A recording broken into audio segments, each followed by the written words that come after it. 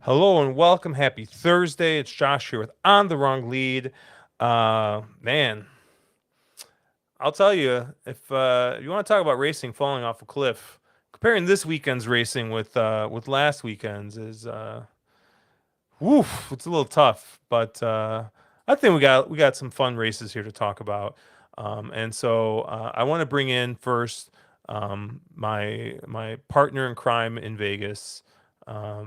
Which is going to be Mr. Matthew DeSantis, because I know Mark is probably going to find some way to weasel himself out. Yeah, he's already rolling his eyes. I can see him backstage rolling his eyes. He's already like, oh, here we go.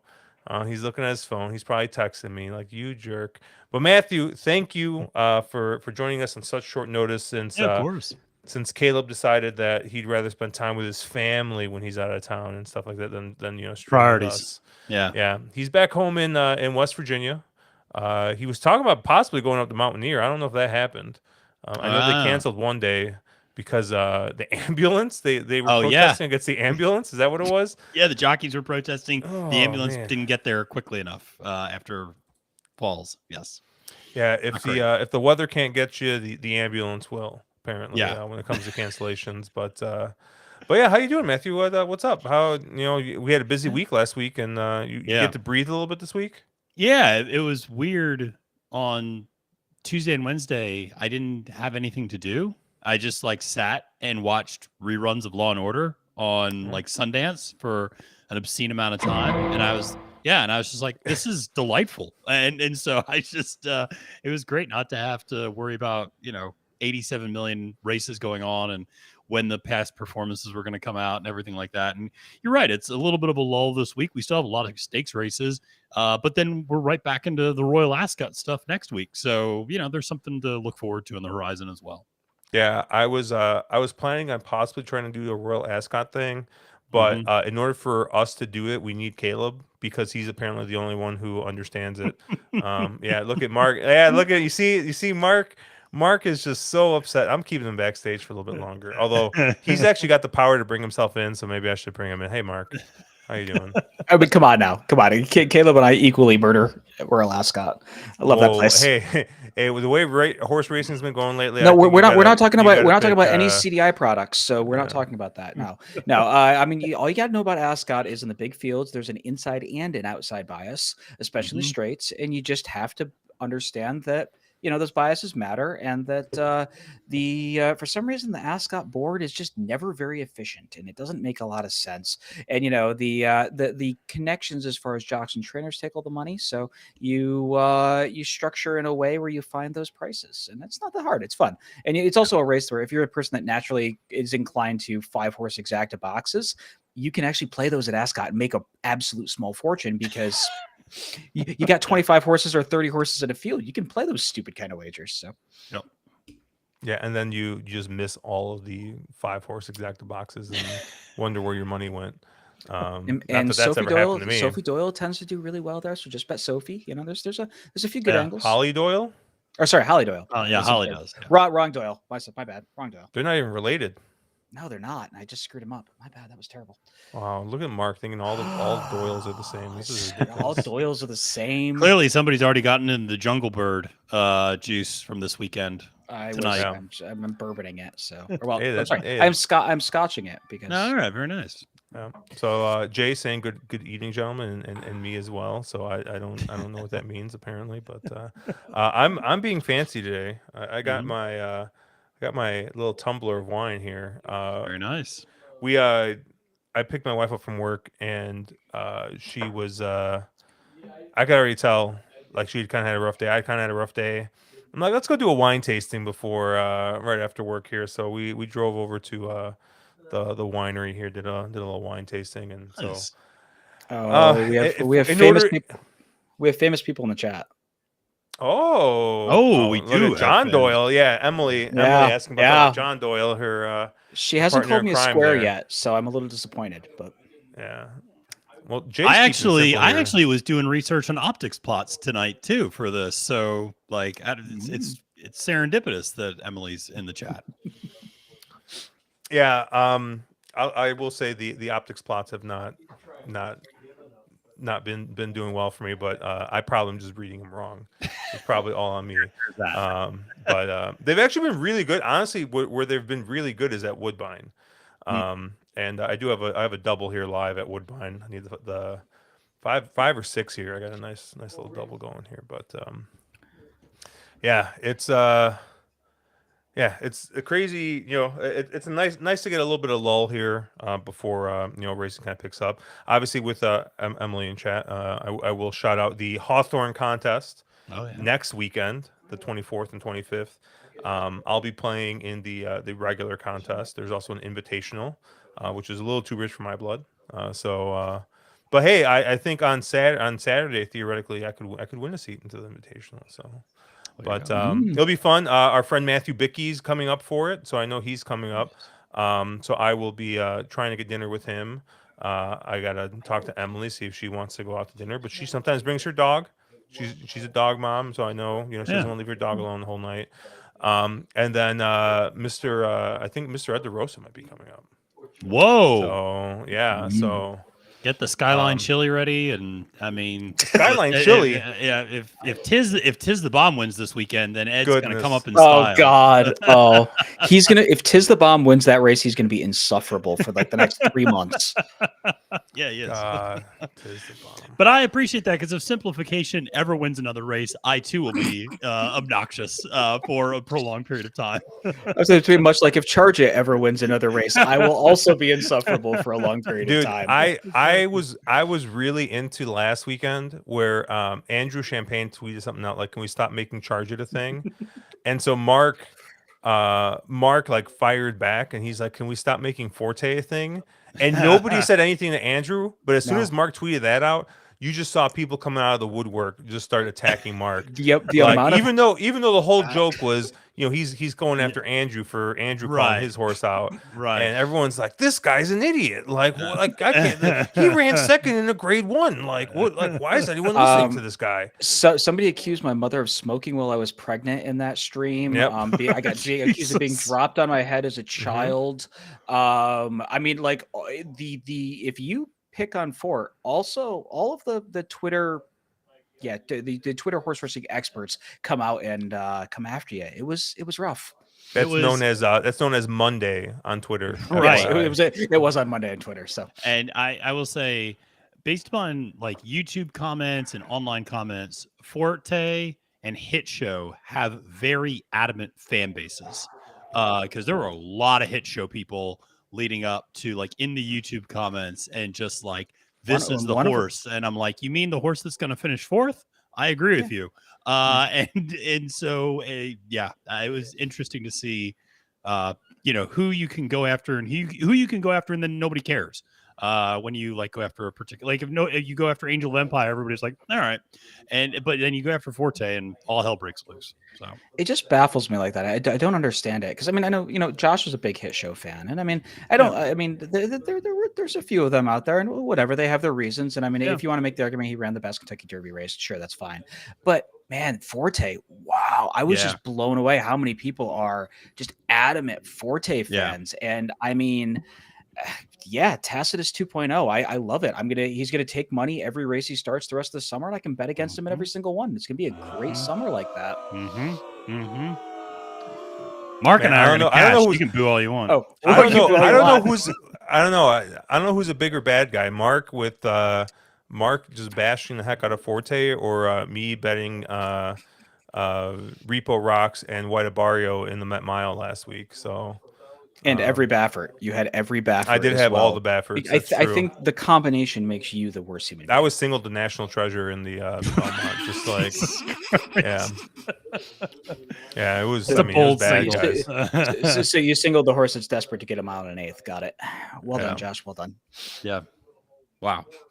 It's all right, dude. And then we have the good guy story of Jenna Antonucci, and she. I'm waiting for the OAN interview since she was, I believe, on Newsmax last week. So Yeah. we'll see. We'll see what happens there. Hey, it could be worse, right? It could have been what was the Eric Reed when the tweets Oh, came yeah. out after. Yeah. It's Right. just like, man, even if you get a good story, someone's got to stick their foot in their mouth.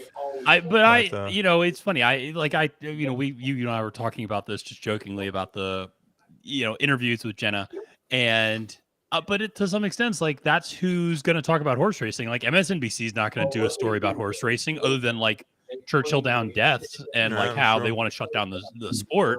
So like, and it was covered by Fox, and so you expect Fox is going to pick up on this, and then if Fox picks up on it, then Newsmax does, and other kind of more right-leaning networks. So I'm always, hey, Jen is a good ambassador, and any story is a good story for the sport. So no matter the outlet, but we need fans, no matter where they come from. Please watch. Yeah, it did baffle me. It did baffle me quite a bit though that I did not watch the Fox coverage, but I've sort of seen highlights of it. That they decide you have two stories. You can either make a puff piece for Jenna Antonucci, or you can make a puff piece for Bob Baffert, and they chose the latter. Who was the idiot that made that call? Like, what the hell are you doing? Everything that's wrong with horse racing, and we're going to make a puff piece about him. What's so interesting is, you guys joined me because I had the live stream going on Saturday, and you guys both were kind enough to hop on. At the end of the day, we ended up getting 20,000 people watching that live stream during the day, and overwhelmingly, which was like 3 times more than we had on Derby Day. And the overwhelming reason was I don't like the Fox coverage and I'm trying to find something else. So I almost want to write a thank you letter to Fox to be like, thank you for driving people to our network and our channel because yours was so insufferable. So thank you. Yeah. What's funny is so on Saturday I was actually at a family's house. And I was at my sister's place, and we were just having, we had a cookout or whatever, and my brother he loves betting the horses, so I get there just in time, I think, for like the Manhattan, is that what it was called? Manhattan, yeah. Manhattan. Mm-hmm. Yeah. So just in time for the Manhattan, and I'm like, all right, I talk into the remote, right, because they got one of those fancy Comcast remotes, and I say, all right, Fox Sports or whatever. I put on FS1, and I'm like, oh, this is just normal, like, day at the races coverage. Like, this is fine. Like, everything was good, right? And I just saw everyone complaining about Fox. I did not realize that they did not just use the America's Day at the Races crew. Yep. They decided, hey, these guys who cover horse racing every single weekend, nah, fuck that. Let's do something completely different on the main coverage. Yeah. And I'm just like, so like this whole time, I'm like, dude, like why are so many people complaining?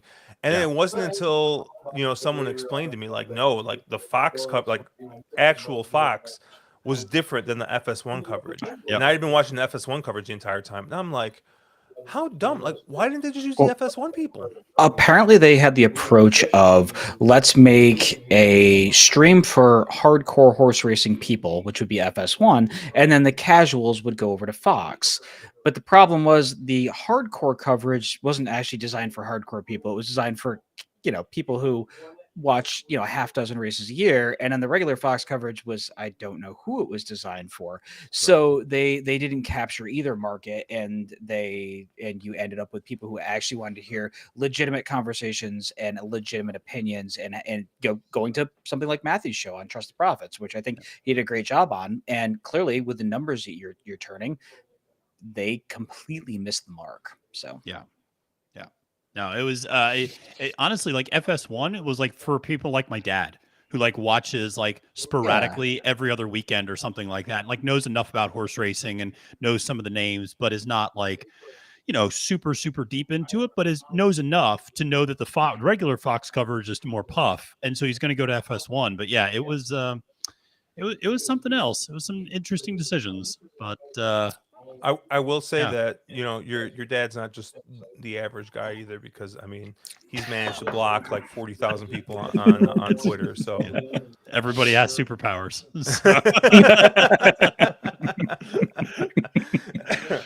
all right, let's take a look at this Belmont race here. Yeah. The Bed of Roses. It's a 7 furlong sprint race here on Saturday. And honestly, like I don't know, there wasn't too much super interesting about this race, but it is the return of Goodnight Olive here after her third place at the Derby City Distaff there. And you do get Wicked Halo also showing up in the spot, who finished second, just beating Goodnight Olive in for second in this spot here.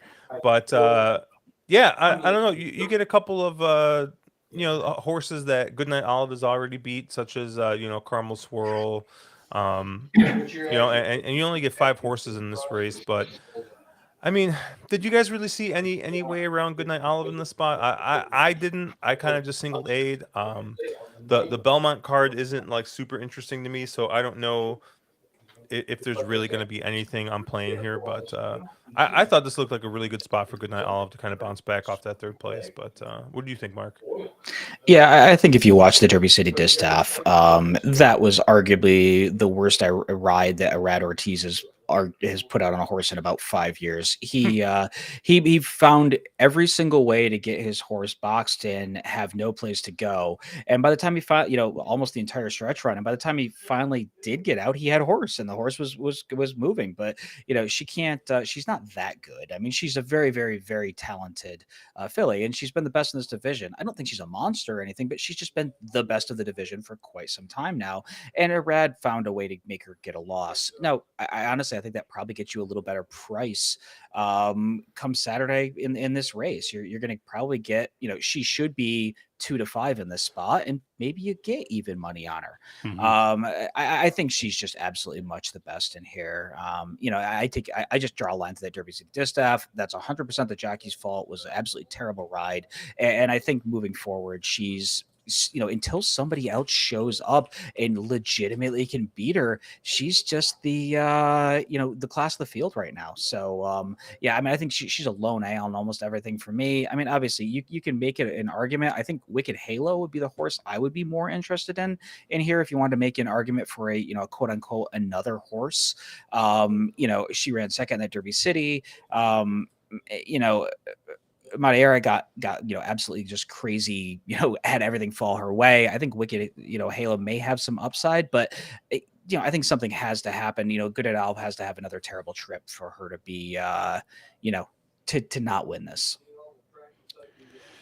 Yeah, it's interesting. So when it comes to this particular race, I was very intrigued by the fact that Wicked Halo, and maybe disappointed, it's more the word than intrigued, disappointed that Tyler does not return back to Wicked Halo, because you could tell Irad was quite displeased with Irad or with Tyler the very following race when he did Tyler's celebration on top of Fluffy Socks beating Spenderella.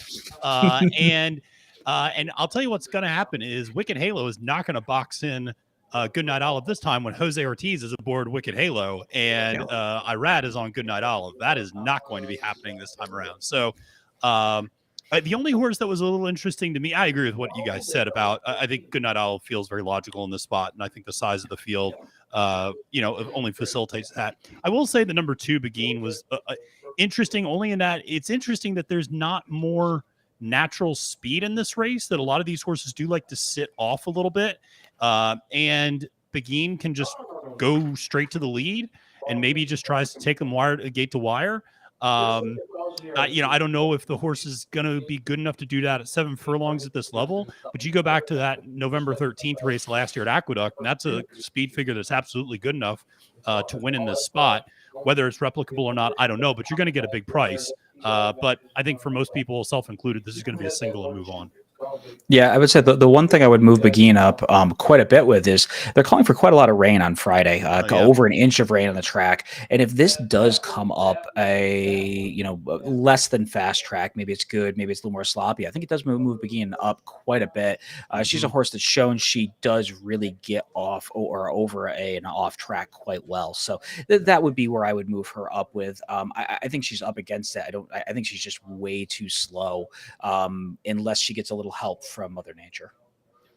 Yeah, but didn't Wicked Halo ran a really nice race in the Matron also in the slop. So yeah, there's a couple in here that definitely can handle the off going, and I don't, and honestly, pedigree wise, Goodnight Olive should absolutely love it off track as well. So does it really make that much? I don't know.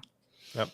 But in the interest of time and not to catch any flack from Stephen Fox on the 5-horse race with a 2 to 5 horse in the race, we'll kind of move on here. I think Charles B basically says, hey, Chad Brown, Naira, single. Yeah. So but to your point, and I brought up the plot just briefly, but to your point, Begin here on the surface of distance plot kind of looks like a little bit like a lone speed here. I mean, you do have Goodnight Olive in the Q1 here as a square, but yeah, maybe there's a chance that Begin maybe gets out there on the front end and doesn't get caught. But let's move on to Ellis. We got two stakes races here. We're gonna start with race 8, the Monomoy Girl overnight stakes race. We're gonna be going a mile here on that funky little chute that Saratoga decided to copy.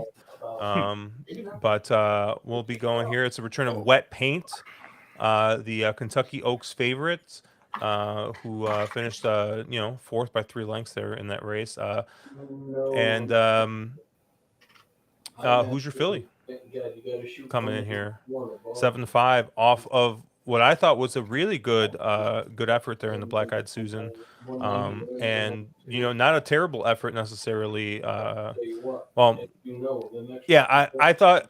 think a lot of us were very surprised. I think what we saw in the Black Eyed Susan, just because she had fallen so flat in her 3-year-old season so far. So to see that bounce back was really, really nice. And I kind of like her in this spot here, especially over a horse like Wet Paint, just because I think similar to what we were talking about in the last race, I don't necessarily see a ton of speed in this race. And I think this might just be another race where Who's Your Filly just kind of inherits the lead. And I think Wet Paint's gonna have a heck of a time trying to close into what I think is going to be a moderate pace here. So of the short price, I think that this kind of points towards Who's Your Filly here. But what did you kind of think, Matt? Yeah, you took the words out of my mouth. I really like Who's Your Filly in the spot over Wet Paint. So part of it also is just looking at the very early statistics on track trends at Ellis Park in this 1 mile shoot. Gate to wire speed is actually quite effective. I want to say 50% of the races have been won gate to wire in doing this 1 mile shoot at Ellis Park thus far. And the further outside you are, the better off you are. Now, it's only a 6-horse field, so you're only going to get so far outside. But I think Who's Your Filly breaking from the 4-hole is actually quite advantageous as opposed to the inside path for Wet Paint. And yeah, I agree with you. I think she's going to get to the lead because she's just a faster animal than the other horses in here. I actually think the number 2, Flamande, who's, I think some people might think, oh, it's a sprint horse stretching out, but this horse actually won from well off the pace last time out. So I don't think her plan is to go to the lead. And so as a result, I do think Who's Your Filly just gets out there, sets her own fractions. I think a mile's kind of a perfect distance for this filly. And I agree with you. I think Wet Paint is kind of up against it, closing into a small field at this distance on this particular track and this configuration. So, it's an interesting dynamic because you have one favorite who is a front runner and another who is a closer. There's no other horse in the race that's a better closer than Wet Paint. There's no other horse in the race that's a better front runner than Who's Your Filly. So you really do have to kind of, I think, choose between the two, and I'll go with Who's Your Filly. Yeah, I don't really have anything new or creative to say here. Yeah, I think Hoosier Philly makes a ton of sense. I really liked her in the Black Eyed Susan. There was a minor operation between that Fairground Oaks and the Black Eyed Susan to deal with a breathing issue, and she seemed to take a massive step forward off from that going into the Black Eyed Susan. She's controlling speed in here, should be controlling speed. Assuming somebody doesn't go that we're not expecting. And I like wet paint, but I just don't think this is the spot for wet paint. I think it's a lot of class relief, but I really think she probably wants to go a little bit further, given that pedigree. And I think also she needs some help up front. She needs not necessarily a pace collapse, but she needs at least an honest pace. And I don't know if she gets it in here. I think Hoosier Philly can do whatever she wants on the front end. Edgar Morales, I think, can slow this down quite a bit. There's nobody that really wants to go to the front, and I think she just absolutely should dominate this race. Yeah. And the works have come back very strong since that Black Eyed Susan. I mean, that was one thing that Hoosier Philly's always done well, is the works are always tremendous. And it feels like she's finally translated that to on the track now. And Mark, you alluded to the procedure, and I think that might have something to do with it. But you're looking at a 48 and 3.4 furlong, a 47 and 3.4 furlong, and a 47 flat, second out of 103 on June 9th. So I mean, she's ready to roll. I think it's all systems go. Yeah, just to give you some context, we had a filly that had the same exact procedure done, and she was always a great morning works horse, and she actually ran really well during the winter. And the reason was that colder air is denser; there's more oxygen in it. So in the mornings or over the winter, she ran much better. And we had a similar procedure done, and all of a sudden, everything started being a lot better. So it's just it tends to be horses are prone to developing polyps in their trach. They go in, they clean the polyp out, so they have a better airway, and she's able to just breathe better. And so I think she's going to be very, very tough to beat here. Yeah, Charles here in chat likes Champagne Calling. I assume you like Champagne Calling, not Andrew Champagne. I like that too. I'll try Champagne. Who doesn't like Andrew Champagne? He's a wonderful. Oh, get in line, buddy. Yeah, people who don't like his fiance, and his profile picture on Twitter. I mean, I don't like his take on Forte, but he's been proven wrong now. So, Champagne Calling here for Ian Wilkes gets Julian Leperoux aboard. Julian, you're gonna say?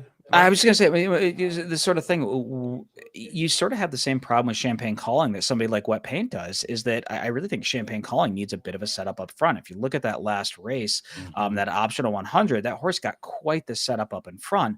And Julian was just able to get up. This kind of screams to me like a horse that, again, another one of these that probably wants to go a little further. Pulpit on the bottom end, Empire Maker on the top. I'm thinking more of a classic distance horse. And you're not getting a jock who's going to be forwardly placed or aggressive up.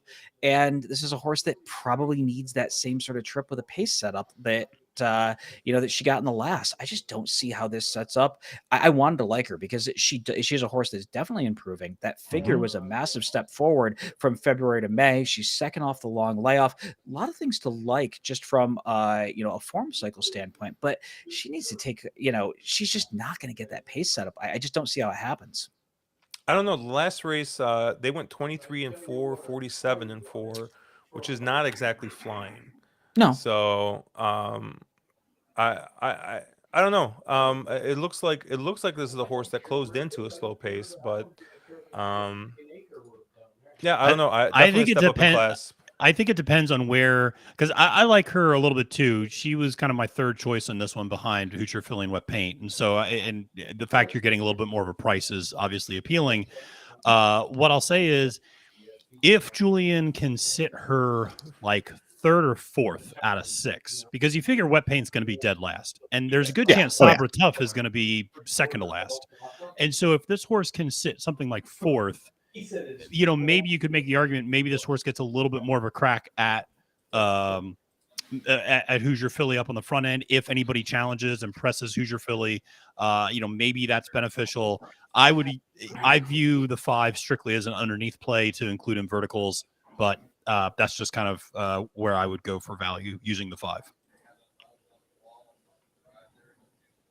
Yeah, my other thing is, even if Josh's argument that she rallied into what wasn't a crazy pace, or even into a slower pace, do you want her cutting back off that, or cutting to a shorter distance? Like she barely got it done last time out. I don't know what the pace complexion ends up in here. I don't think it's going to be crazy fast, and we're going a little shorter today. Just I don't know. Just not one that I would. She's normally the kind of horse that I get really excited about, and I try to try to beat some of the others or get that cute sort of. Oh, maybe this is the horse of now versus the horse of a month ago kind of angle, which I do love to play. Just boy, she needs a lot of help. Yeah. All right, speaking of getting excited about it, let's see if I can get this 5 or 6 to wire here at Woodbine. There we go. Yeah, that's. This is prior. Yeah, this is what. Yeah, this is priority. Yeah, that's what we need. Yeah, who cares about the Chorleywood? Let's see what's going on here. By the way, can I just say the all-weather to dirt transition from Woodbine to Assiniboia is just straight money in the bank. It doesn't matter. It doesn't have to be just Woodbine. Golden Gate, exactly. And Turfway shippers have done very well. If you're going all weather to Assiniboia, just close your eyes and bet those horses. They've been absolutely lights out. Brilliant. What a great angle. And by the way, Chase Sessions is somewhere just rolling in it. I mean, he loves, as he would even say, he's a dirty little pig boy for that. I mean, he absolutely loves it. So neither my 5 nor 6 got the lead. Which is not going to bode well. Not going to bode well for at least the way the turf's been playing today here. But Mark told me about that Golden Gate or Woodbine shipper into Assiniboia, and I think that was like the first horse I tossed to start my pick 4. I think yesterday, and I paid the price. Yeah, you never listen. You just don't listen. I never do listen. Yeah, Golden Gate shippers are something like 3 for 5 or something like that at Assiniboia this year. Like there's not a lot of them, but they all win, so it's crazy. Yeah. And it's almost one. I think it's all one trainer that's bringing all the Golden Gate shippers in. Yep. It's there's a few trainers there who definitely go shopping in the States for certain types of horses that they know will translate well, and they ship them to Saskatchewan to go steal races. So come on, yeah, absolutely. You. Goodness gracious, this is rough. I'm going to assume that 6 did not get home. No, the 6 did not get home. I finished 2nd and 3rd again. And, that 10, man. What the heck? All right. Well, let's move on to the Chorleywood here. Yeah. I thought this was a really fun race to cap. I had a hard time narrowing this one down. I thought this was a pretty wide open race. You get horses like Therapist showing up in here. There's another short price. Foreign Relations is in here at 2-1. Bay Street Money at 5-1. And just a horse that owes me just an incredible amount of money in Tiz the Bomb. Because I just could not quit Tiz the Bomb as soon as he got on turf, thinking that he was going to figure it out, and he just never did. And they just kept running him on turf, and I just didn't figure it out either. So I'm interested. Matthew, where did you kind of land here? Yeah, so I landed on the 7 Bay Street Money as my top pick, and part of it is actually going back to the previous race, the Louisville Stakes, which was just an obscenely slow race compared to all of the other turf races that are going 1.5 miles, which a lot of these horses had been running in, and this is obviously at 1.25 miles. But just to give that comparison, so a lot of these horses ran in both the Louisville and the Pan American. The Pan American was legitimately 6 seconds faster at the 6 furlong mark than the Louisville Stakes. And so in a lot of ways, that Louisville Stakes, I just kind of almost toss the performances from, because there's a lot of horses that you see this like consistency from these horses, and then all of a sudden they throw in a clunker in that race.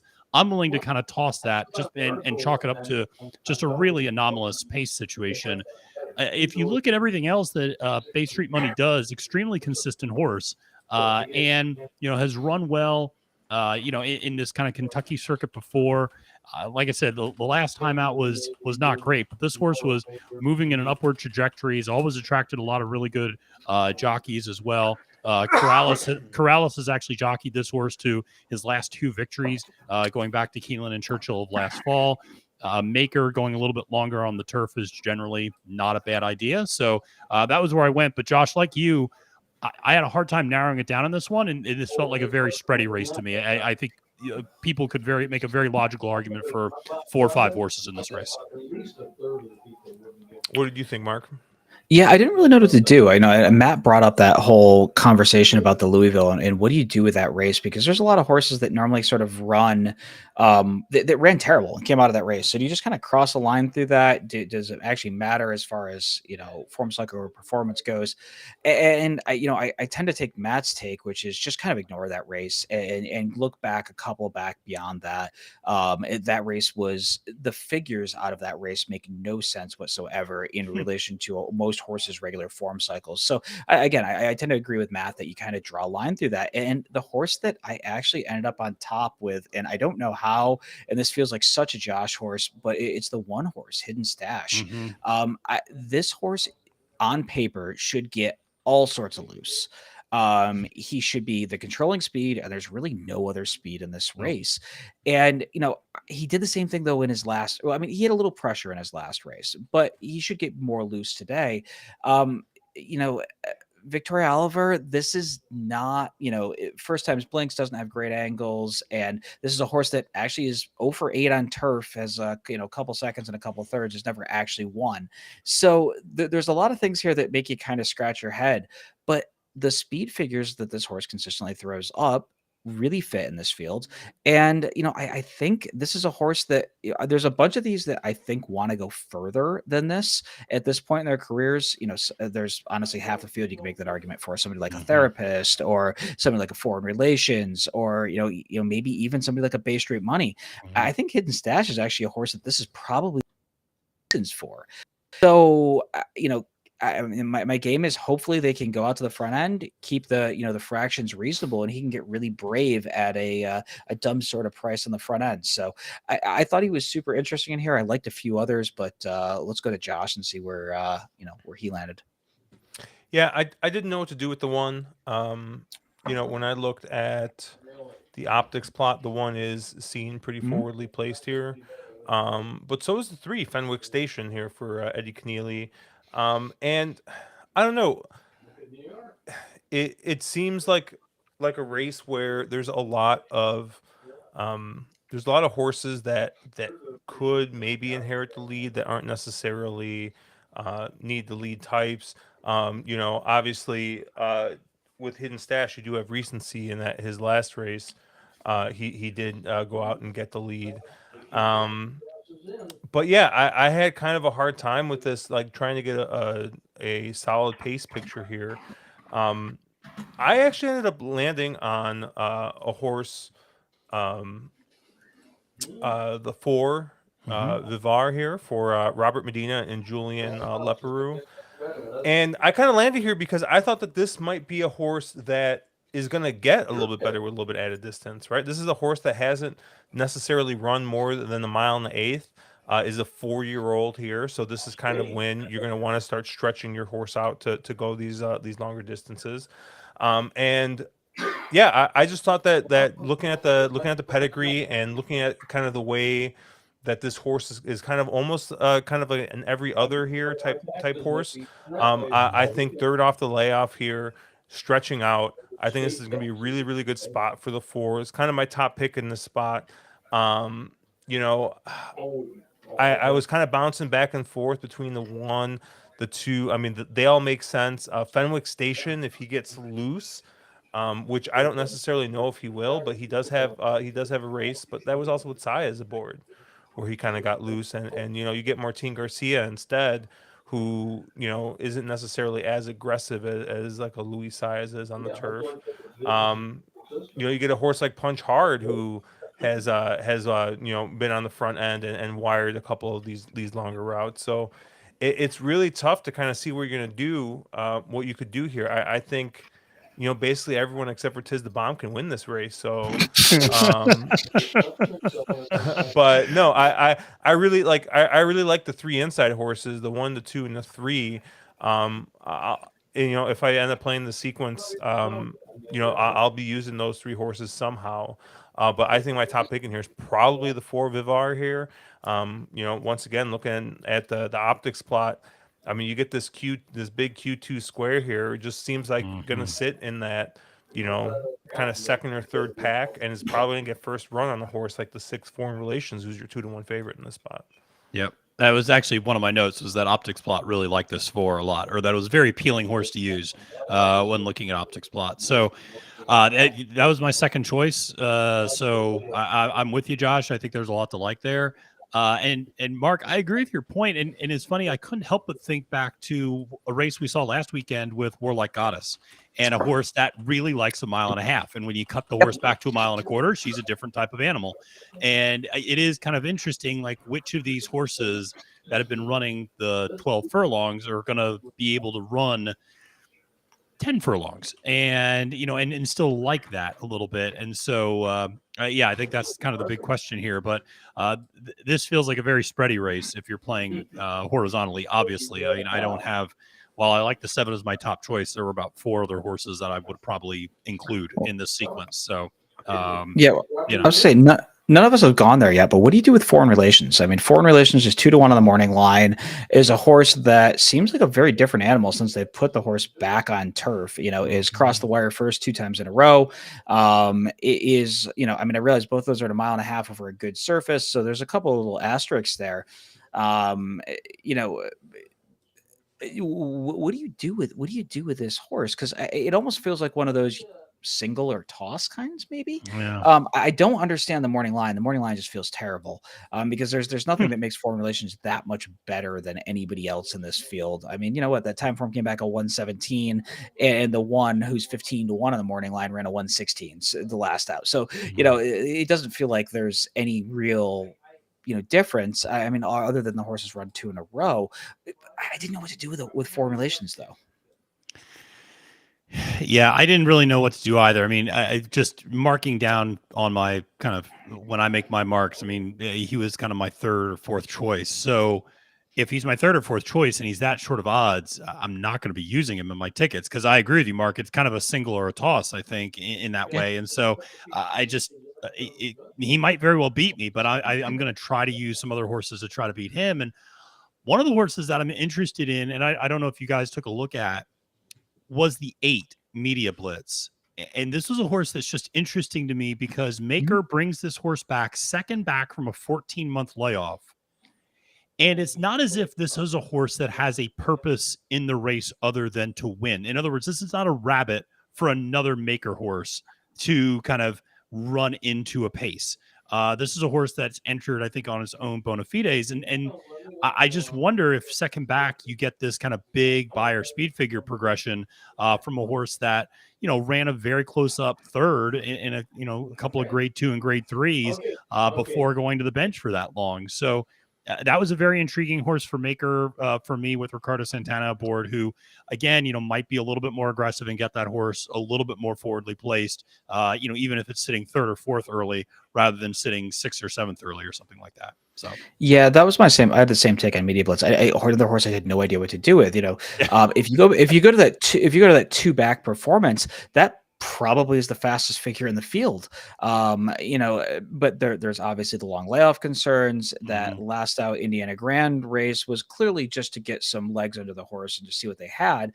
But Maker tends to spot his horses really well. And the horse has got a couple of really good work since. I totally would get somebody getting really excited about Media Blitz in the spot. If you're going to get the 8-1, not normally the jock I want to see on a turf horse, but you don't like Ricky Gogo? You mean no thank you, Giuseppe? No, I mean no, not my favorite turf jock, but he actually did really well last year on the turf at Keeneland's Fall Meet. So as much as I like to beat him up, I guess I can't really anymore. He's honestly the nicest human being ever, if you ever meet him. So, but yeah, I thought that horse is interesting. Obviously I know Josh has talked all about Tiz the Bomb. This may be just a soft enough field that Tiz the Bomb can actually, win another race. That I wouldn't be a shocker there. And the other horse that I thought was a little interesting was the 2 Therapist. Chase gives me more crap about chasing this horse for literally years and years and years and years and years. But I realize he does have the Pan American win at 1.5 miles. that was a pretty soft field. And, and I think he really got lucky that day. I really think this is probably a better trip for him, a touch shorter, cutting back. And, he's 8. He probably doesn't have the, that sort of turn of foot he once had. But, I think he fits here just as well as anybody else. And I mean, we basically talked about the entire field. And so it tells you exactly what we felt about this race. Yeah. Charles mentioning the no Lasix, and that's a really good point. Like I tend to not put as much weight on the younger horses when it comes to off Lasix, because now basically no one runs on Lasix. I don't think you can run on Lasix at 2, and it seems like they're very judicious with the spots where people will run horses on Lasix at 3. If you think you have a stakes horse, I think you generally keep off. Yeah. For the most part. But with some of these older horses, right, it's really tough, right? Like you look at a horse like Therapist, who is 8, right, and you go back through his he won a G2. He won a G2 without Lasix too. Yeah, he did. So. But he runs on Lasix like so much, yeah. I think it's important to, at least in the older horses, especially these older turf horses, because older dirt horses generally don't stick around past like 4. Yeah, that kind of looking like a horse like Fenwick Station. I mean, if you look at all his PPs, Lasix and blinkers every single time, right? So yeah, I think Charles brings up a good point that might be something in these types of things. Maybe that makes me rethink the horse like Vivar here, right? I mean, all his best races have been on Lasix. Yeah, I would say he's the one horse in this field, and I mean, not to, I don't want to bash Charles's point. I think it's a very valid one here, but Vivar is the one horse in the field that I kind of go, okay, his off races have been when he was not on Lasix. Everybody else has been pretty successful both ways.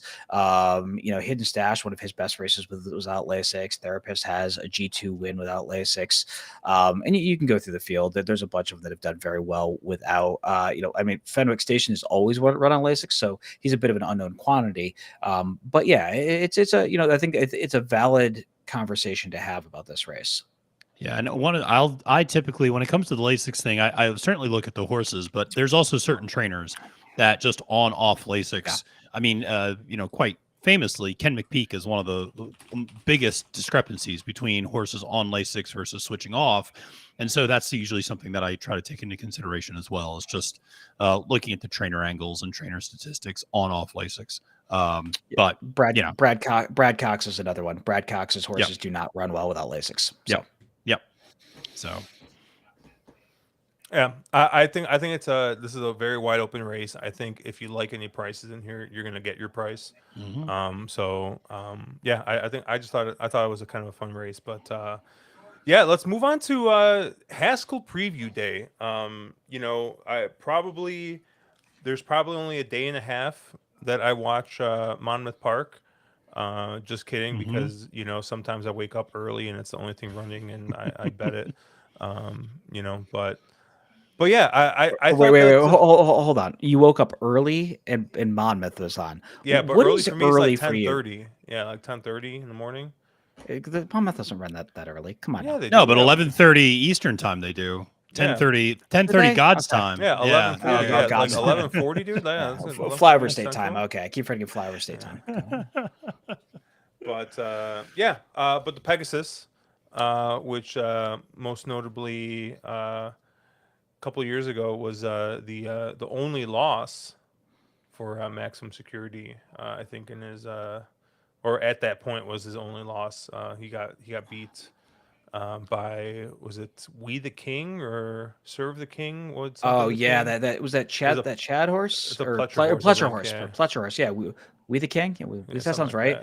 That's the only race the horse ever showed up and did anything in his entire career. Yeah. And the only reason I know that is because that's the intro to the Jason Beam podcast. It's him calling Maximum Security has been defeated, but I forgot the name of the horse.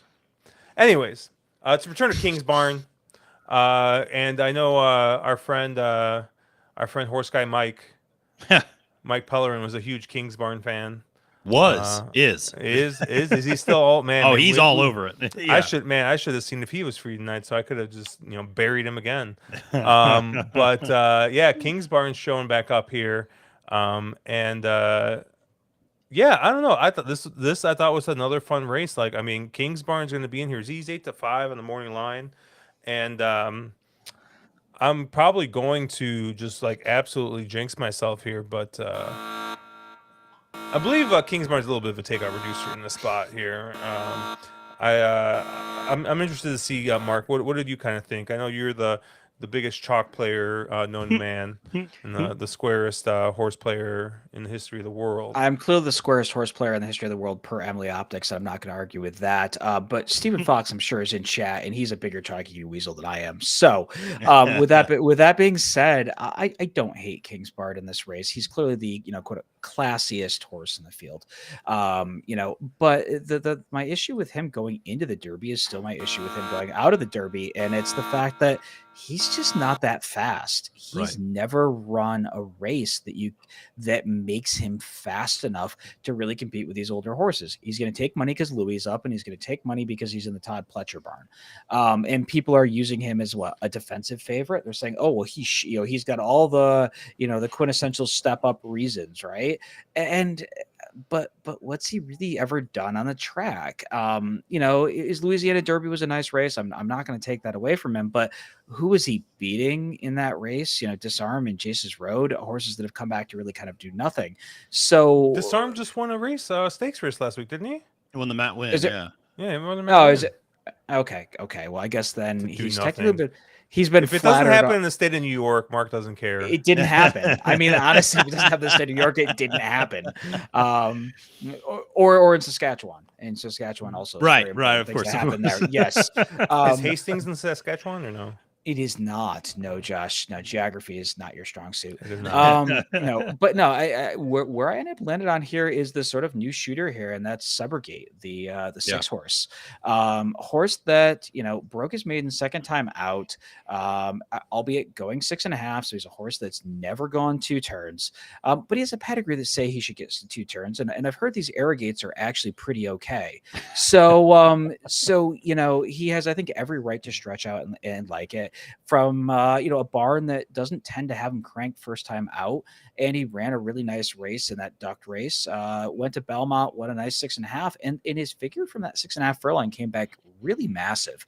They gave him a 1:14 time form fig, which is substantially faster than anything Kingsbarn's ever thought of running in his career. And they're showing him 5-1, and he should be controlling lone speed in this race. And I don't think Toledo goes Sendy with him, but he should be on the front end, and he should get every chance to get real brave out there.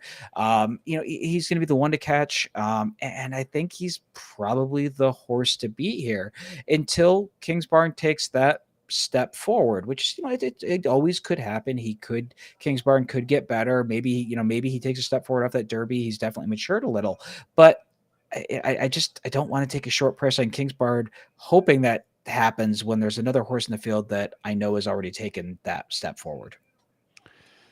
Yeah, I agree with Mark in terms of I'm not going to be using Kingsbarns in this spot. So one of the things that I'm a little worried about is, and every horse is different. We just saw Verifying come back, and Verifying was setting that pace in the Kentucky Derby. Kingsbarns was sitting right off of it. And we saw Verifying come back and run a perfectly fine second in the Matt Win to the previously mentioned Disarm. But I think there's a legitimate question of how do these horses bounce back from the Kentucky Derby? And that's always a big question for a young, particularly a lightly raced horse like Kingsbarns was. 3 career efforts before the Derby. Now you're right on top of a really grueling pace. The horse got pulled up basically and walked off by Jose. How's this horse going to respond now this next time out? And this feels kind of like I'm going to avoid using this horse this time. Maybe this horse comes back in, the next race and is a little bit better. And so it's funny. The 6 was my second choice, Subrogate, for all the reasons that Mark said. There's a lot of really interesting things to like about this horse, pedigree included, but the last speed figure was very impressive, and the horse will absolutely be controlling speed because this horse is genuinely fast, as opposed to Kingsbarns. The horse that I kind of ended up on was a horse that I don't know has become very near and dear to my heart, which is the 7. How Great Is Nate? Because of that just absolutely bizarre Gotham when the horse lost its rider and then circled the field and won the race, but they obviously did not win the race. And so I just, and part of the reason is the horse came back, won a nice stakes race at Monmouth last time out, beating a horse like 90% Maddie, beating a horse like Awfully Cool, who came back to win next out. And so I thought, okay, this is good. The other thing, and this is kind of a weird offshoot of that Gotham, is that the weather is going to be not great in New Jersey, in New York, New Jersey area this weekend. There's going to be moisture on the track in some capacity. And despite him not having a jockey at all, he didn't seem to mind running in the slop at the Gotham. And so a part of me is like, if it's a track with some moisture in it, he didn't seem to mind it. And so I'm thinking, why not give this horse a shot? But the other, tactically, I also think he sits the right type of trip.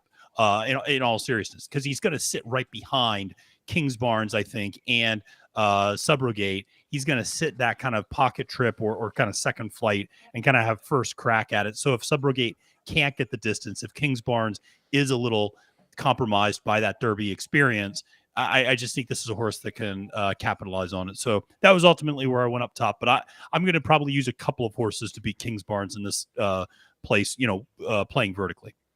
Or horizontally, I should say. Sorry. Yeah, I would say that if this does come up really wet, and I haven't looked at the Monmouth weather, I don't know if I'm going to necessarily be. If it comes up wet, you're going to be all over it. I was just going to say, if this does come up wet, I will be much more excited to play this card than otherwise. But I think there's a lot of horses in here that have pedigree to really handle an off track. So, but I do. That is a hell of an asterisk, and I guess I've never liked the toss the jock at the gate and circled the field on a sloppy track. I just remember. I just that's remember like watching... a one time in your career, sort of. You're going to get that back. And I just remember watching that race in real time and just being so impressed by the fact that the horse even knew when to cut inside to get the inside position on all the other horses. There's no jockey telling him to do that. And he really did screw up the race a little bit because he got up on the lead and then he genuinely kind of came over a couple paths in front of the leaders and hugged the rail coming for home. And I was like, this horse doesn't need a jockey. This horse jockey just gets in the way. This horse knows how to run. So, so I've been a fan of his and ever since. But Josh, I see you have Salute the Stars as an A, and this was one I took a long look at as well. So yeah, I think this is one of those horses that maybe Brad Cox got a little bit lucky in that the last race came off, and this horse just ran an absolute monster of a race at Ellis Park, at Churchill Downs, and they tried him twice on the turf, and broke his maiden on the turf, but just completely pedestrian and unimpressive kind of efforts, and really first time out as a 3-year-old just ran a really, really huge number.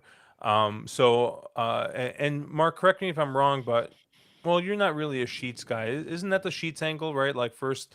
Second time as a 3-year-old, right? Like usually, pairs the whatever they ran the first. I forget. Pairs the 2-year-old top or something. There's some sort of, but the thing is, there's so many Sheets angles that no matter what horse wins, there's always a Sheets angle that supports it. Yeah. Always. But no, I think I think this sets up really nicely for Salute the Stars. I think we do get the weather, I think this is another horse that is probably breeding wise going to absolute relish any type of moisture in the ground. Candy Ride on top, Malibu Moon on the bottom. I think that this is this is kind of you were talking about the 6 as kind of being a new shooter. That's kind of where I saw Salute the Stars here is kind of an emerging 3-year-old. And hasn't really gone into stakes company yet, but won a really, really nice allowance race that got washed off the dirt. And I think that he's primed to run another big race here. So I really like Salute the Stars here. looking at the optics plot, is kind of sitting just off the lead here. Kingsbarn is a huge Q1 square in this spot, but I kind of like Salute the Stars coming from just off of it here. So that's my top pick in this race is Salute the Stars. I did also like the 2 Moro, and this is definitely more of a speculative play, and really, like, part of it is, all right, the horse got a little bit more distance, is run a little bit better, adding the distance. All right, let's see if we go this extra 16, see what happens here. It's Speightstown, which is not necessarily known for going more than a mile, but if you get the mile and 16th is usually fine. But if we look at the 4 horse, it's a Brad Cox horse owned by Gary Mary West. Who's the jock aboard? That'd be Joel Rosario. When the fuck does Joel Rosario ever ride for Brad Cox? Like, he's ridden them 4 times in the past 2 months. Flo Giroux is usually the for reasons unbeknownst to anybody in horse racing. Flo Giroux is the first call for Brad Cox. I don't know whose pictures he has or what kind of dirt he's got on Brad, but Flo gets the call. Flo won on Salute the Stars last time out. Why is Flo riding this 2 horse? I mean, it's not. I don't. What are you gonna say, Mark? I'm just gonna say that Joel did ride 47 mounts for Cox last year. Just throwing it out there. Yeah. And how many did Flo ride? About Jesus. About a million. About a million. Yeah. Like all of them. Yeah. I'm not disagreeing, but and I think it's funny that we mentioned the word sheets, and Tommy appears because Tommy's the he's. Although it's funny, funny story that kind of happened. We were in the chat, and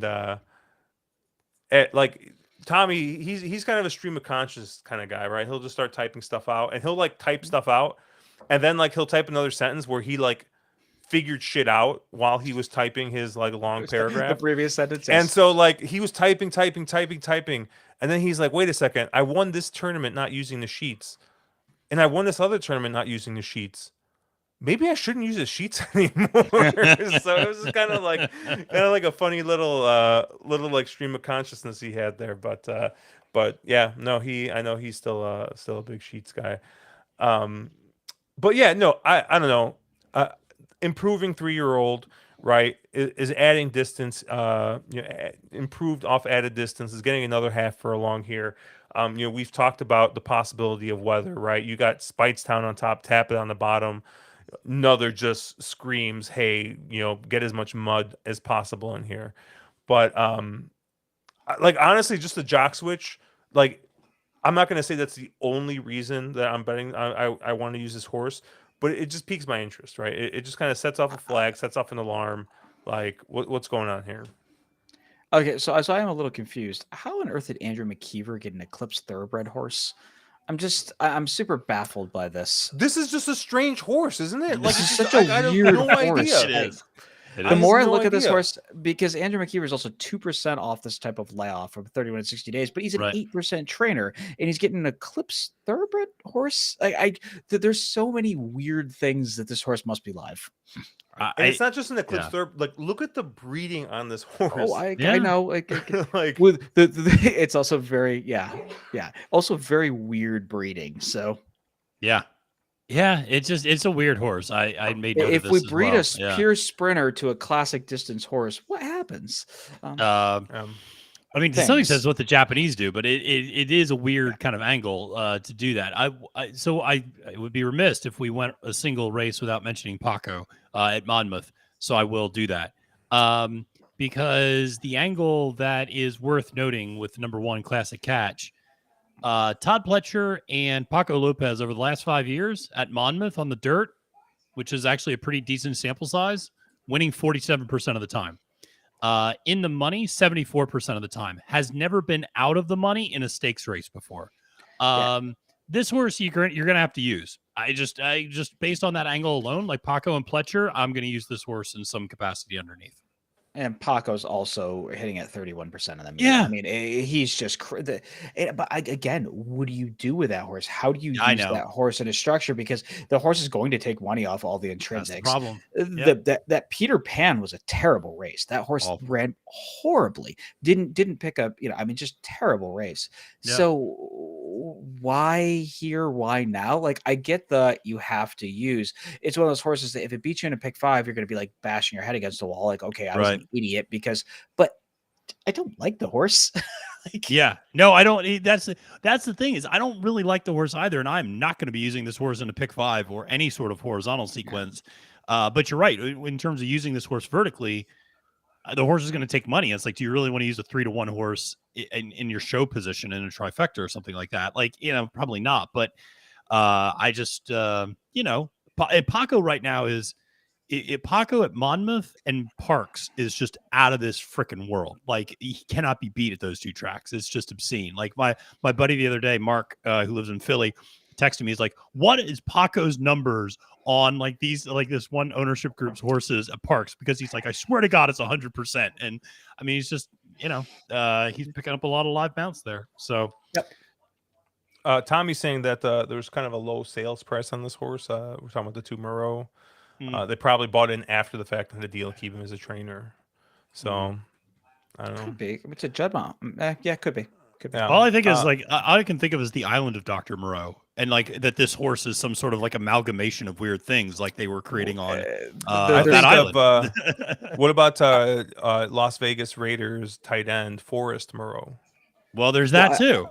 I sort of wonder if it was named by somebody who's a Saratoga local because the town of Moreau is just north of Saratoga. Yeah.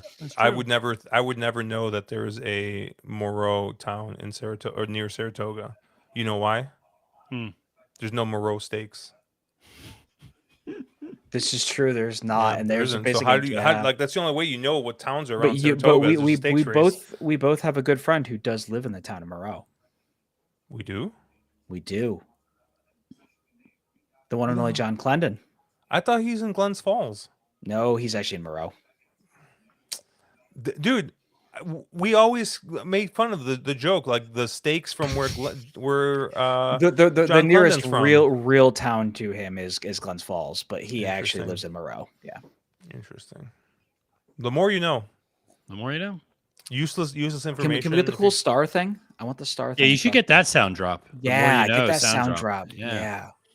Get that. Dude, for some reason, I'm like, wait, you're talking about you know what popped in my head? Remember at the end of The Simpsons, they have like the person going, shh, and they have a little song going. I'm not thinking of that one. I don't know. But all right, let's move on before we lose the rest of chat in this spot here. Eatontown stakes here. Going a mile and 16 for fillies and mares, 3-year-olds and up. You got surprisingly in this spot consumer spending, and Malavath coming back here. Gina Romantica. You got a bunch of. Apparently Foster Moreau is on the Saints now. He's no longer with the Las Vegas Raiders. So thank you, Uncle Sully. I'll make sure the Bash should jock extra hard for you this race for that tidbit there. But you got a lot of nice little nice horses in this race. This is definitely like I would say that this is a very solidly grade 3 field, which sometimes you get these grade 2s and grade 3s and you're like, who are half these horses? But I feel like we actually have a solid grade 3 group here, which is nice to see. I will say the first thing that pops out to me is looking at the run styles here. We got a lone little E8 in this spot on the 7 here. Katie's Lady. I got this marked down as lone speed, and I would be remiss to say that I would not use this horse. That would be a lie. There's going to be some type of bet on this horse at 20-1 at lone speed. But man, I think that this horse is really going to have to just run its eyeballs out, I think, to beat the rest of them here. But that was kind of like the first thing that, like, looking at here, like there's a couple short prices I like as well. Mark, where did you kind of land here? I think you just single Gina Romanica and you move on. I think she's absolutely the class of the field. This is, Chad Brown off the long layoff. He's absolutely phenomenal doing this move. She runs back to any of her literally last 3 races, and she should absolutely destroy this field. It took Chad a little while to realize he had a turf horse, which is an odd thing to say about Chad Brown. But once he did, she's 2 for 3 on the green stuff. And she's been really, really, really, really good on it. This should be her trip. And, I'm hoping she fires back to what she was in the fall of last year, where in that QE2, where she was a really freaking good horse. I don't think anything went south. I don't know why it took her so long to kind of get back to the track, but she's a horse that, she's not going to be crazy out the back. Flo should have some choices with her, in this race. I don't imagine she's going to be sitting anything close at all. She'll probably be 4th or 5th, but she has a crazy good turn of foot and absolutely flies home. And, I was there for when they first put her on turf in the Risk Adverse. I loved her that day. She was very, very good to me at a very nice price. And I just think she absolutely towers over this field unless something went very wrong over the winter. Yeah, so I'm not quite as bullish on Gina Romantica just because of the long layoff. I completely agree with everything Mark said. I mean, in terms of if she brings her A game, then everybody else is running for second. And I don't think there's really much of an argument there. I will say, just because we were talking about this in the previous race, I went ahead and looked up the forecast specifically for Oceanport, New Jersey. 90% chance of rain Friday, 50% chance of thunderstorms on Saturday. So Mark, get your TVG account or however you bet ready, because you are going to be playing this card, my friend. And that actually took me to a horse that isn't even my top choice, but I'm really interested in, which is the number 6 Malavath. This horse loves soft ground. If you go back and look at this horse's races on soft ground, this horse broke her maiden on soft ground, won next time out in a group 2 on soft ground, came back, won in a group 3 on soft ground, came back and ran second to Ken Ross, who would be 1-9 in this field, in a group 1 on soft ground at Longchamp. This horse likes wet turf. And so if you're going to get that sort of, if you're going to get that type of surface and conditions, then I think she's worthwhile playing, because you're going to get a little bit more of a price on her. And she's got, at her best, she's got a great turn of foot late as well. So, can she put it all together? Does she want the distance? I think that's a legitimate question mark, because she has done a lot of sprinting previously in terms of just straight sprints over in England. So that's in Europe, I should say. So that's something to keep in mind. I just noticed so few American horses run on soft turf that it's worth noting that here's one who has experience and is very good at it. There are a few things that I love more than taking a shot at a Shug McGahee horse. And so I'm going to use Surprisingly as my top pick, because I just chase Shug horses most of the time. And when I'm right, I feel great. And when I'm wrong, I punch myself in the face for why would I possibly want to have used that horse. But this is a horse that I just, came up just short the last couple of times out, admittedly, but the speed figures are there. I think this horse has had some nice works leading into this race. Obviously, we talked about how hot Paco is. I do think he's better on dirt than he is on turf, obviously, but still, this is another horse that does have a nice late turn of foot, can make up ground, can pass horses late. And there's going to be speed, because Josh, I think your 7, Katie's a Lady, is going to obviously be speed, but the number 4 Scottish Star is a horse that has tried to wire a lot of fields. And I feel like that's a horse that I have chased a lot, trying to get a little bit of a price, and has come up just short. I'm interested in what she does, because she's clearly going to have to rate. And I wonder if she's going to be a little bit better rating than she is on the lead. So, I think they're going to push a rather aggressive pace. So I do think these late, deep closers are going to be the way you want to go in this race. But Josh, interested in where you ultimately put your A for this race? Yeah, I do want to mention real quick that you're talking about soft ground. Yeah. We are currently soft at Geelong, which is AUA, Aussie A, and I think the 8 horse is a really good bet here. With the wet breeding. Anyways, yeah. So I landed on consumer spending here, the other Chad Brown horse, um, and I was kind of looking here at the optics plot, and like I said, we talked about the 7 kind of being lone speed in this spot. Optics is just the 7 is barely on the plot with how far in front they think this horse is going to be.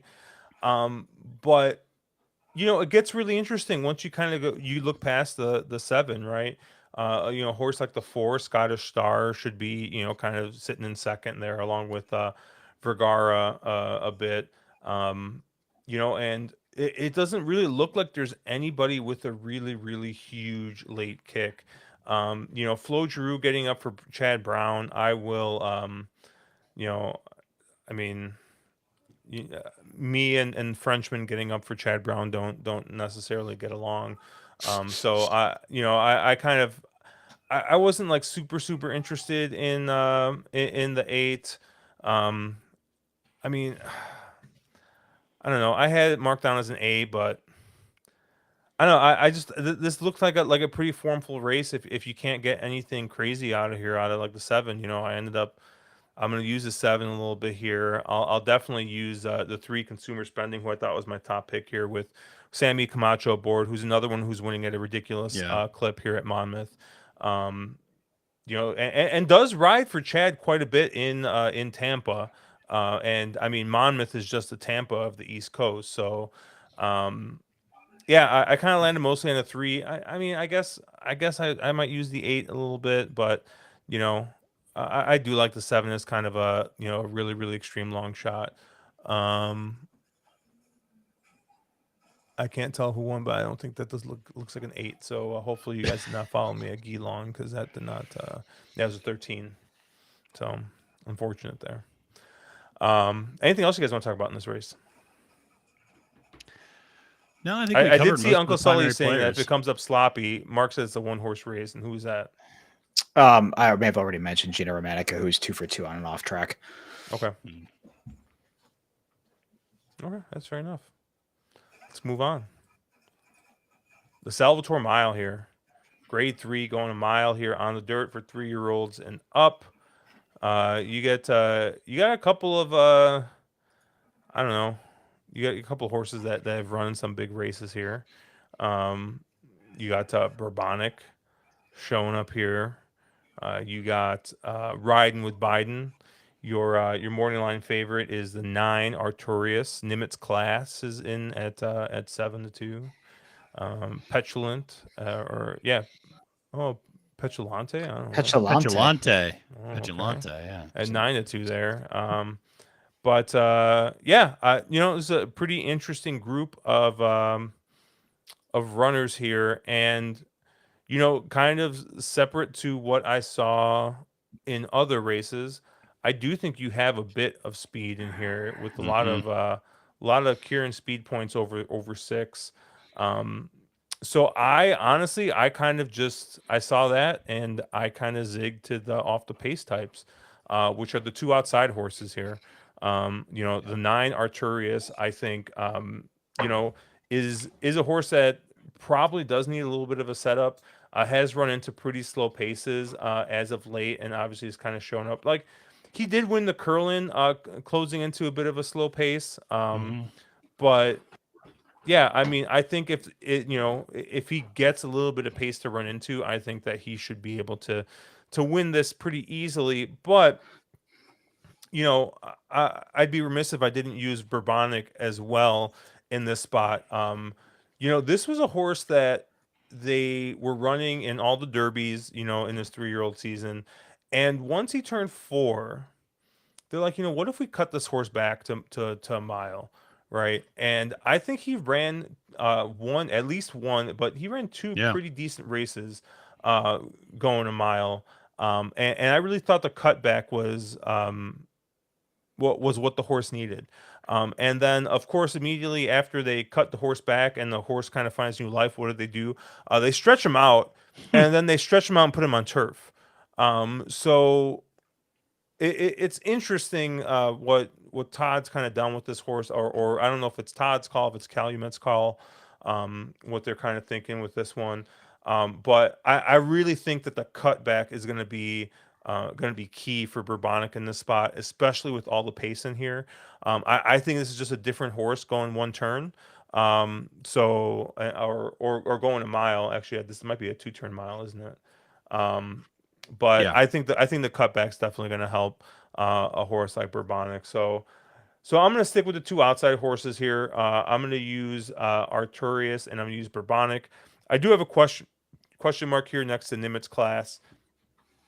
If any of the speed horses scratch, I think you have to use Nimitz Class. I think this is the speed of the speed. And I mean, this horse has put up some really, really fast fractions and still held on, obviously going a little bit longer. So I think that even if you get at least one speed horse to scratch, I think you got to upgrade a horse like Nimitz Class and would probably be a use for me. But what do you kind of think, Matt? Yeah, it's interesting you bring up Nimitz Class, because if you look at the optics plot, that is a horse that, I mean, on optics, like really pops off the page, because it's this huge giant square in the quadrant 1. And you go, well, geez, I mean, come on, that seems like an automatic, almost like a single. Like, I mean, my Lord. But then you're right. When you take a closer look at the race, there's a lot of other speed. I think the key with Nimitz Class is if he runs that race that he did back in Laurel in December. So, Josh, to your point, like if other speed scratches, then yes. But if the speed doesn't scratch, then the key with him is he needs to run back to that type of a race where he sits right behind the speed actually and then goes. And I think that would be the preference that I would have, sitting kind of second flight, letting somebody else kind of do some of the dirty work and then launching late, because he's shown the ability to be able to do that. So, but otherwise, with all of the speed, I was not necessarily enthralled by any of the horses on the front end. I've made it well known that I don't particularly trust Parks form outside of Parks. So a lot of those horses are just kind of automatic tosses for me. And yeah, I didn't want to end up on the 9, but that was kind of where I ended up as well. And I go, well, if I'm going to end up on the 9, I might as well throw the 10 in at a price, because it's the same type of horse basically. And it's the same type of setup that Bourbonic's going to get and like in this particular case. So it was hard for me to kind of get around those 2 on the outside, but Nimitz Class is ultimately my top choice in this race. But the 9 and 10 are incredibly logical and may I think make a ton of sense in the spot. And I don't feel confident enough in the 8 to single, so I'll probably be using the 8, 9, 10 in my horizontals. I, on the other hand, do feel confident enough in the 8 to single him. So, I love it. Now maybe I do feel if I keep drinking this bourbon, I might still feel more confident. So. No, I mean, I love nothing more than a horse that likes to win, and Nimitz Class has just shown that he really likes to win races. He likes to go to the winner's circle. He has been extremely impressive in his last few. He does not have to be on the front end. He's listed as an E8, but he's an E8 that can pass other horses, which isn't something you basically ever see. He's in extremely good form. Is that form somewhat suspect that it came at Laurel and Parks? Maybe, but you're not. We're at Monmouth, right? So yeah. I mean, and not that I want to bash Monmouth or anything else. It's a great track, but he just towers on every single thing that I look at in this race, and I think he's just going to be amazingly tough. I think he's not a desperate need to lead type. He can sort of make his own trip. I just think he's going to be really, really tough here. And I think there's other names that are going to make that you get close to that 7-2 price. And I think if you're getting a little bit of value on him, I mean, if you're getting, say, 3-1 on him, there's other names in here that are going to take money. And I think you're just going to get a lot of value. I'm pretty comfortable singling him. Dude, could you ever imagine a world where I'm against an E8 and Mark is singling him? I was going to say, I was a little disappointed in the fact that that I've had to take Josh's reins as the lover of the E8s. I did notice before you move on, Josh. I don't know if you're looking to hop to the next race, but did anybody talk about Bourbon Calling in here? Let me take a look. What number was that horse? The Five horse. 5 horse. I No. thought he was. I was sort of scratching my head at the morning line. Yeah. Because this is the horse. He won 3 in a row going going a mile. At the Duct, and and then he disappointed in the Westchester. But I don't. I think the Rebo Rocks, Zandon, and Weyburns of the world are just better than what he necessarily is facing here.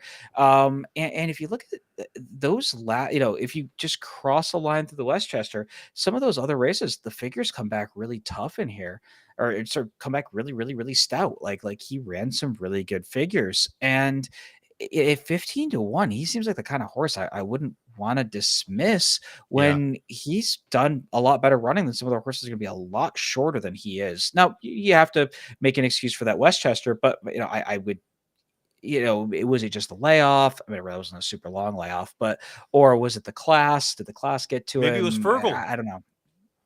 Fergal? Yeah. Maybe it was Fergal. Fergal. He got rid of the Fergal, huh? Yeah, no Fergal Lynch. Yeah, Charles is bringing up the big point. Yeah. Is it simply the Lasix issue? And if it's the Lasix, then if that's your take, I respect that a lot. Yeah, because if you go back and look, like he ran in the Charlestown Classic off Lasix and recorded a 70 and finished well back. And he ran off Lasix in another stakes race and finished, second to last, or third to last. So it may be a Lasix thing, yeah. Okay. But I mean, there's no doubt that horse found new form in the new barn. I mean, and really was ascending and moving in the right direction. So, absolutely. And when do you ever see a horse finding new form out of the Jacobson barn? Huh? Don't boy, you know? that's something you don't hear very often. No, you don't. No, I mean it's a mystery. Race 13, the Monmouth, going a mile and 1/8 on a turf for 3-year-olds and up. I don't know if I need to scroll past this first horse. You don't. Man, like this seems like a really, really soft spot to bring Tripithen back. Don't you think? Like, should we be like, is this too logical? Should we be worried about this? Because, I mean, well, I mean, clearly something went wrong at the end of last year. I don't imagine the plan was to be off from August to the following June, right? Like, so something happened. Is this the fact of, okay, we have an extremely talented horse. There's no arguing that Trib is a very, very talented horse, and that let's find him a nice return spot that's a little bit soft and a little cushy, get a race into him, and then we'll go face the big boys. And that's kind of how I looked at this race. This is. He doesn't have to be cranked to 10 here to be a major player. He can be he can probably bring his 7 out of 10 game and pretty much demolish this field and cashes a check. And I would imagine that's the logic here. You win the race, you take your 100K, and then you go point for some of the Saratoga races, which I would imagine is what this is a prep for. And I had a hard time getting beyond Trib. The works completely back it up. That 2-back work at Belmont, second to 65, he went 48-1 across the main across the training. Looked really good. It apparently looked really good doing it. I think Trib is just really tough in here. Yeah, he's tough in here. He's a horse I feel like I've never been on the right side of a lot of times. And he's a horse that is erratic, I will say. When you go back and look at the speed figures, you're like, which horse am I going to get today? Because, and from a race pace setup, he makes all the sense. He is the only speed in this race. And he should just go out, have no pressure, wire this field for fun. And you're right, like not even break a sweat, get his picture taken, go back in the barn and like eat all the hay that he wants. I mean, like that's just, that's the way it should go. But off the layoff, he is a little bit like, so I went back and looked. So from his first race, 10th by 11 1/4 lengths. Off the layoff next, 3rd by a length. Next off the layoff, 3rd by a length and 3/4. Then you get a win in the Fort Marcy. Then you get 13th by 7 lengths, and you get 5th by 10 lengths. It's just hit or miss. I mean, it's not like this horse consistently fires off the bench. Now, some of those were tough spots, certainly coming into the Breeders' Cup, things like that. I mean, those were really, really hard spots for him. So I want to make sure to qualify that and give him his, a legitimate excuse.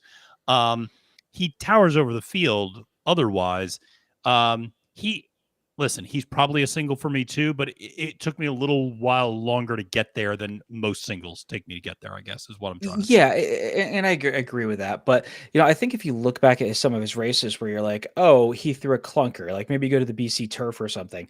He's the kind of horse that, and this is a very much common occurrence for these E8 types. Yeah. They go to the front. Once they get nosed, they stop. They're Yeah. done. So if you look at his race, he was leading the Breed BC Turf and then got headed and stopped. If you look at his race after that Turf Classic at Churchill, was leading and then he was 5th by 10. He's a horse that when he gets nosed, he stops. Now he should be absolutely controlling speed in here. There's an argument to be made that maybe this is a little sharp for him at this point in his career. I think that would be my biggest thing. But my gut is this is just Chad finding a nice soft spot to get him a start, and he's probably going to go back to something like the Sword Dancer at Saratoga. Yeah. And I don't know if he goes direct to the Sword Dancer, or if they try to maybe run him in.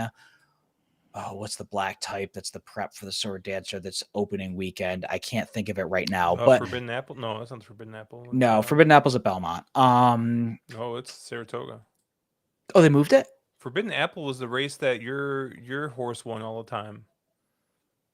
No, who's your horse that you love so much? Voodoo Song? Voodoo Song? Yeah, always won the Forbidden Apple. I'm like 90%. I was thinking about I think it was a poker that he ran at Belmont, but he won the 4-star Dave, and then he also won. Maybe it is. Maybe it is. Oh, never mind. Interesting. It was the Grade 3 Kelso previously run as the Forbidden Apple in week 1 at Saratoga. There we go. Okay, cool. Yeah, okay. So, I don't know. I don't know how Chad campaigns this horse because Sword Dancer is normally the back end of the meet. So does he try to get one more race into him before something like the Sword Dancer? I know the Bowling Green's in there, which is a mile and 3/8. Maybe he tries to point for something like that with him. I don't know how Chad manages this horse, but I would imagine this is just a prep for something further on down the line. So I will mention a horse that I can't help but mention, which is the 5. Commandeer, because this is my type of horse right here. Tried the turf one time, speed figures perked up, baby. Let's jump up in class and go to a big spot. That's my type of horse. And I'll be honest, he's the one horse that could be the fly in the ointment to Triphoven, because if you look in that last race, he had a terrible start. And if you go back and look at his dirt form, he's typically a very forwardly placed horse. And so I'm interested. I don't know if that was just, maybe they fell into a really happy accident with like, maybe this horse actually is much better coming from off the pace and we should do that more often. And that's going to be the instruction moving forward. I always love taking a shot with a horse who, perked up on a new surface and is taking a step up in class because you can get a big price. 5-1 is not a huge price. I would imagine by post time, it'll be a much bigger price than that, because I'd imagine Triphoven is going to take a lot more money. But that was the one horse that I just wanted to mention, because I feel like if I didn't mention him, he would of course win this race. So congratulations to Commandeer for finishing 5th now. So yeah, I thought you were going to say that your type of horse was the type of horse that obviously has soundness issues and needs a lot of long layoffs. So I was a little concerned for a second. No, I mean that's honestly like the other reason I kind of like it, because good Lord, he's actually running for a consecutive race for the first time in like 2 years. So the horse finally feels good. But yeah. I wish our friend Nick Feldman was here, because he doesn't have a Dynaformer horse that he doesn't like going longer on the turf, and obviously we have Dyno Drive in the spot. I'm surprised Mark isn't all about it, because I see Flying P and Tom Morley here, so I'm surprised. And not like the Tom Morley horse that ran today at Belmont that had the anchor that is the human anchor known as Trevor that was McCarthy the aboard. worst ride that. Yeah. Instead, you get an upgrade to Nick Juarez. I don't remember the last time I saw Nick Juarez ride, but he's got to be an upgrade over Trevor McCarthy. So shout out to Uncle Sully there. So he got a little, extra. Well, the thing Trevor you McCarthy's wanna- not even in any of the races that we covered. And he's catching stray bullets. This must be what you feel like, Mark, when you listen to Drank and Champagne and you catch stray bullets for no apparent reason. just randomly I catch a stray bullet, and it's from both of you too, which is the horrible part. No, I mean, Dynadrive I didn't know what to do with. If you believe the figure off from that last at Belmont, the horse is actually kind of interesting in this spot. If the horse takes any step forward off that last, is a interesting player here, but I don't really know. It seems like I always have thought Tom Morley is a guy who really kind of gets his horses and puts them in good spots. It seemed like the first two starts out of the Dio barn, he really spotted this horse well. And then the wheels have just kind of come off. I don't know what's happened. Dynadrive has just not been that good. I don't know if the return back to a slightly shorter distance helps, but that mile and eighth effort in the Fort Marcy was really good for this horse. So I don't hate Dynadrive, but it feels like he's running for minor awards here. I will say the one horse I have marked as a question mark was the horse that was a little bit like I guess would be a B or C type in this race. Was actually the 3 Speaking Scout in this spot. Yep. I thought of the other horses, this is the one that made kind of the most sense. I think this mile and eighth distance is kind of his preferred distance, is 2, 1, and 1 and 7 tries here. And you're getting third off the layoff for Grand Motion. And this seems like a horse that tends to kind of improve a little bit with a little bit more time. 4-year-old season, horse seems like he's been improving. If he can run back to what he ran in that Pegasus World Cup turf, I think he's got a bit of a shot here. Looking at the optics plot, Dribberfan actually kind of is sitting in this Q3, which is not like a super great spot for a horse to show up in. I think me and Matthew with the 3 and the 5 here, the horses look to fit well on the plot. And even the optics plot here is marked as red for the 1. So this was, like I said, more of an optics play, more like, hey, I looked at this horse on optics. He looks to kind of fit on the plot very well. So I thought as kind of like a B type or maybe underneath type, I thought the 3 definitely made the most sense out of the rest of the horses. Yeah, I'll always use a Grand Motion horse. Again, Same. like I just will always use a Grand Motion horse. So I completely agree. You think Grand Motion would, if he won the Derby, he would have gone, or won the Belmont, he would have gone on Newsmax? Grand Motion would, he would have done a live stream on Mother Jones, and had a great time doing it. And horse racing Twitter would have lost their damn minds. Some people would have said he betrayed our country. So I have a huge amount of respect for Graham. And he's also someone who it just could not be nice. So my local track is Laurel. So nice. And he is painfully nice, like just to average people. Like he is just walking around at Laurel, like not even really doing anything. He's just like wandering around, just like saying hi to people and chatting, and could not be a more delightful human being. So he's the same way at Saratoga. Whenever he's there, he is just sort of chill, laid back. And he's one of those people that, and I've always found it, honestly, Chad Brown is very much the same way. And I found these guys, if you walk up to them and you start like accosting them, they're going to be standoffish. But if you're like, hey, your horse and the such and such, do you think they have a good chance?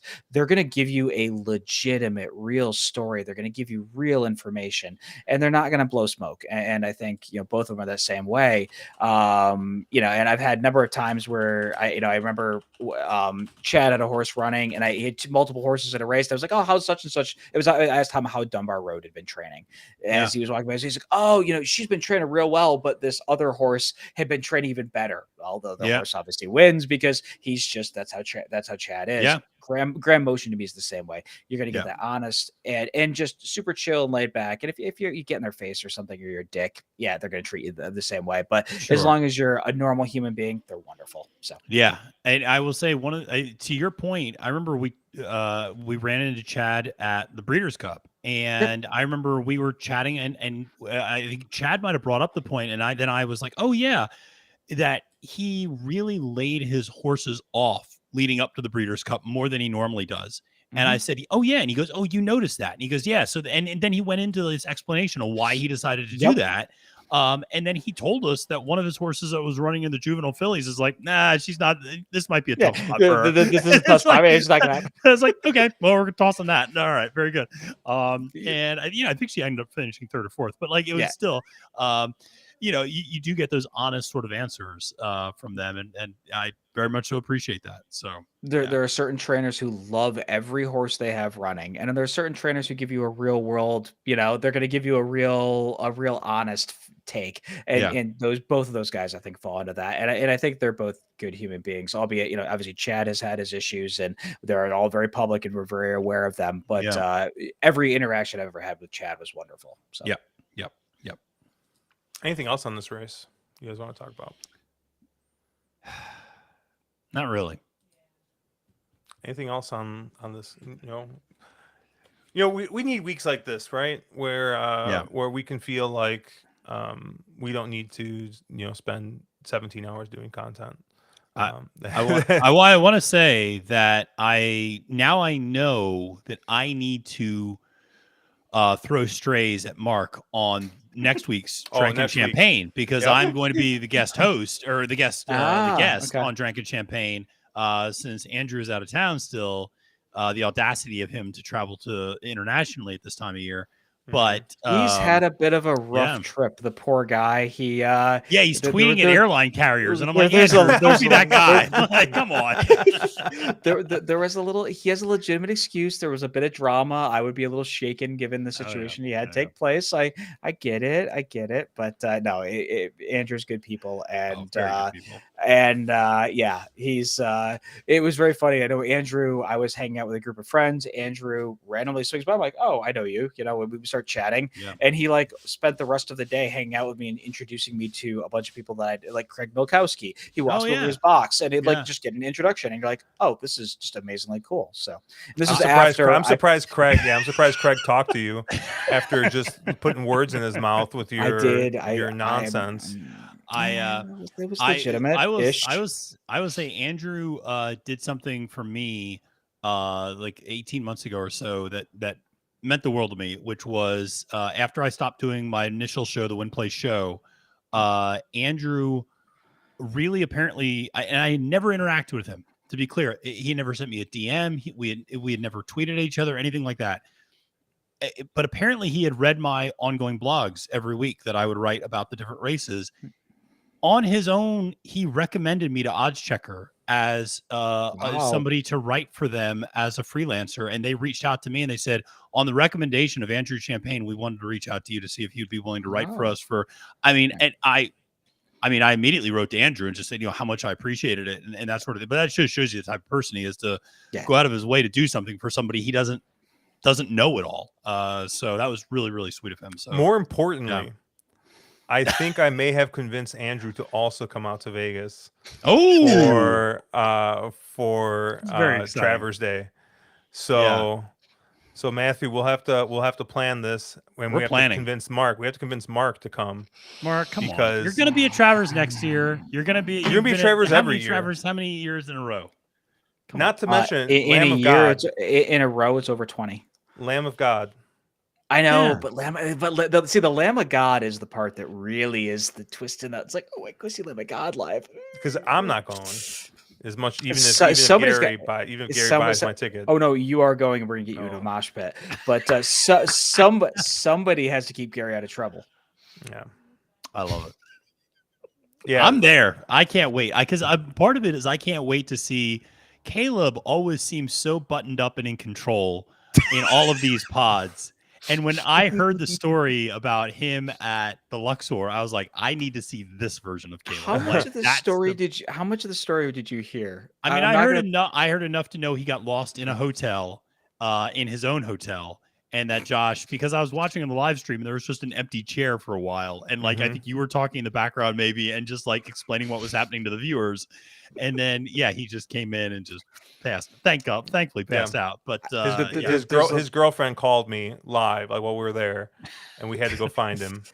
And then when I found him, he had to take a selfie with me to send to his girlfriend to prove that one of us had him and he was okay.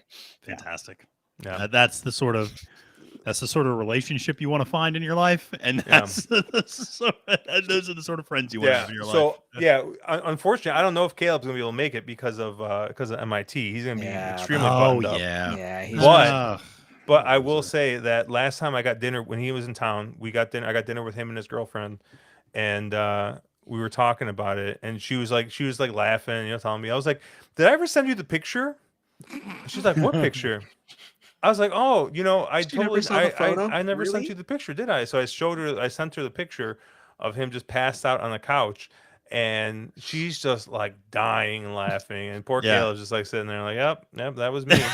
Yeah. That's all you can do. Yeah. Love it. But Matthew, thank you once again for filling in. Yeah, of course, my pleasure, guys. Why don't you plug all your stuff? I know you got a bunch of stuff coming up this weekend.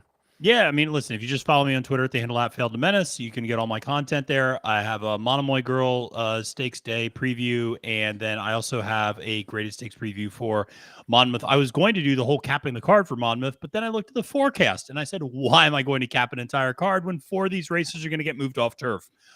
So I just decided to do the stakes preview, but next week I'll have a bunch of stuff on Royal Ascot, and and inevitably I will have you guys doing something with me as well at some point.